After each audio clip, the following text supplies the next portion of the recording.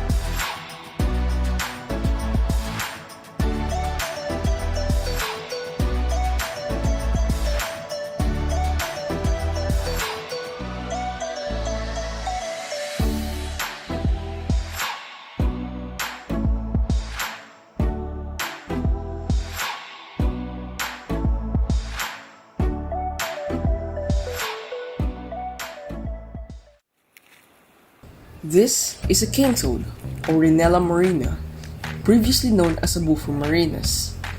They can be identified by their dry, bumpy skin and their large parotid gland. Like most bufonids, they are the only anaerons with a bleeder's organ in male tadpoles, which persists until adult male. They are also significantly toothless. They are indigenous to South America and can be seen in Amazonian savanna, in freshwater lakes, and in rainforests. Their alarming population growth and spread was due to its introduction into several countries as a biological pest control. However, not all of these experiments were successful, since some rendered an increasing population of these toads. Thus, they disrupt the natural ecosystem and reduce the population of native species which was once in homeostasis. Cane toads can be usually spotted with wet or damp areas such as man-made ponds, gardens, and drain pipes. They reproduce near lands or shallow water but can extend meters from the shore in open oceans. They are known to tolerate high levels of salinity. Their defense mechanism is through their parotid glands by squirting poison. They are able to squirt their poison up to a meter, causing extreme pain if in contact with the eyes. Their toxin, or bufotoxin, and bufotenine are classified as Class 1 drugs alongside the heroin and cannabis in some countries. They are known to be toxic at all stages of life. Ingestion of an adult tadpole and or eggs can lead to a serious condition and even death. They eat anything from household scraps, meat, and pet food. Majority of their diet is insects in large quantities such as beetles, bugs, bees, and such. They can also consume larger animals such as other frogs, smaller toads, small animals, and snakes.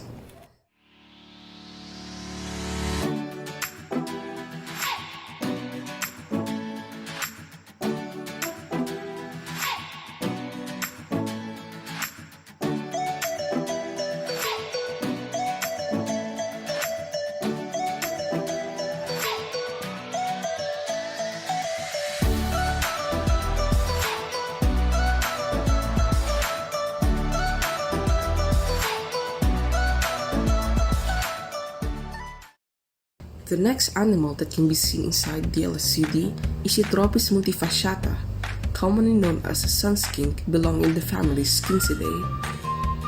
Locally, it is named bubuli. Its habitat is the batibot.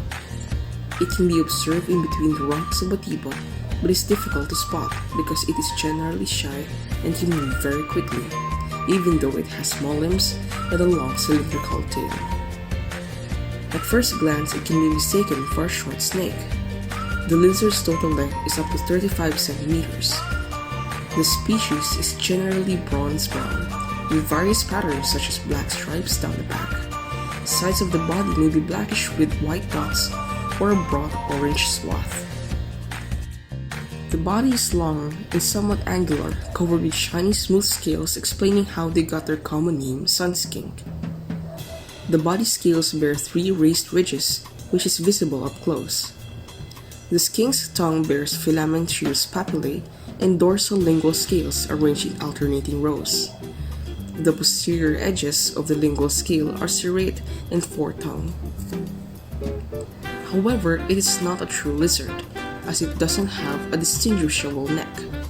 It is native throughout many Asian countries including Singapore. Being non-venomous and diurnal in nature, it is an active animal during the day and eats mainly invertebrates such as insects and spiders.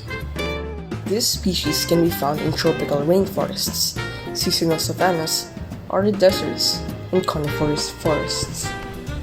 They live in and on the ground in shrubs, on tree trunks, on rocks, and along the margins of waters. That's why they can also be found in Lake Park. According to a study, Eutropis multifasciata has a prolonged reproductive cycle in which males exhibit year-round sperm production, and females were reproductively active in all months except in September and November.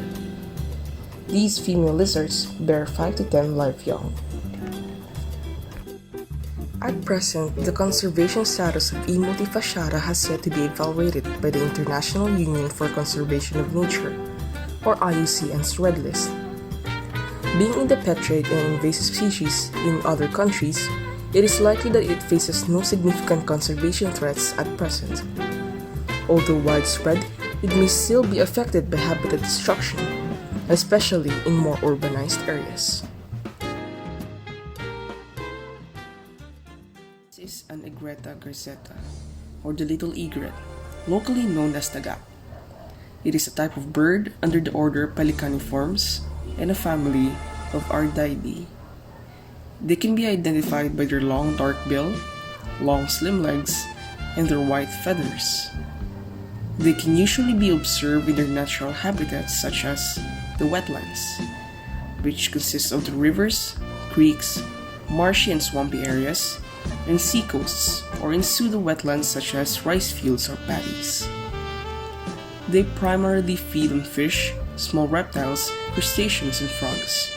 However, if these are unavailable, little egrets can also feed on insects.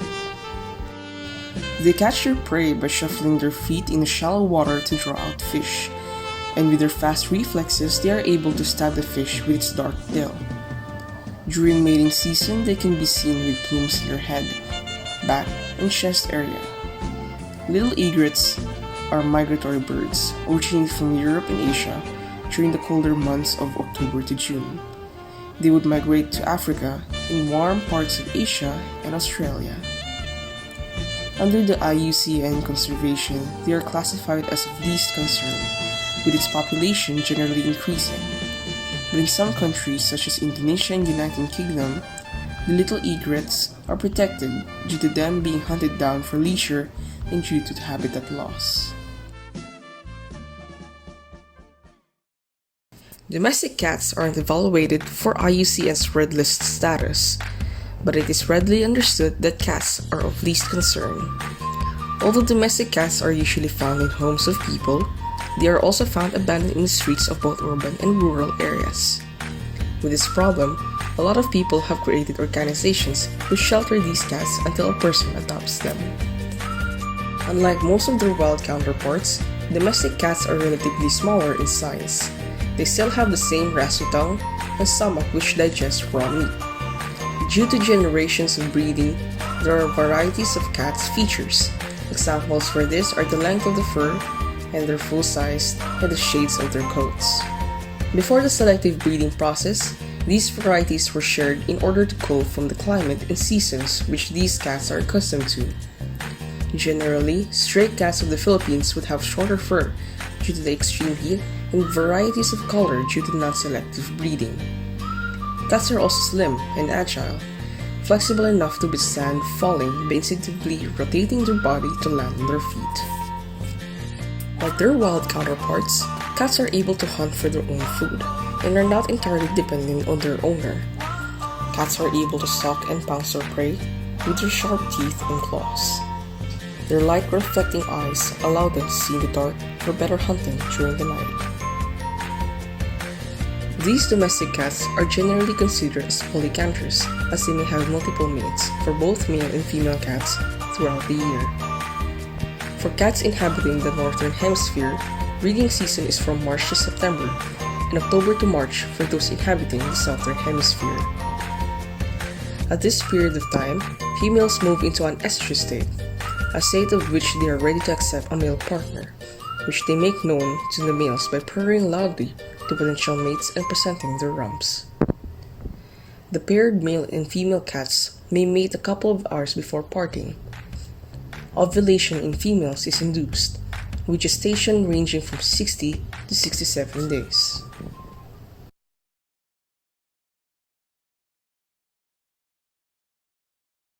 Earth is not just a planet like others, it is home. It is the only planet in the known universe to host life. The Earth's atmosphere is composed of 78% nitrogen, 21% oxygen, and 1% other gases such as carbon dioxide. These gases manifest the greenhouse effect as they absorb and retain heat. On average, Earth's surface temperature is about 57 degrees Fahrenheit.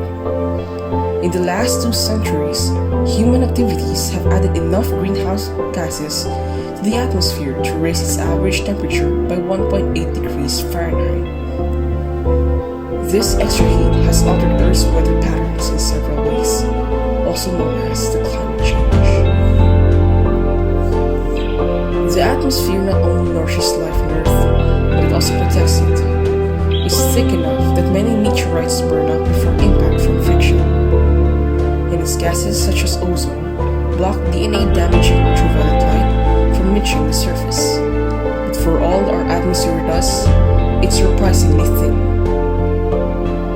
It's our time to protect it. No one else will be able to help our planet home Earth but ourselves.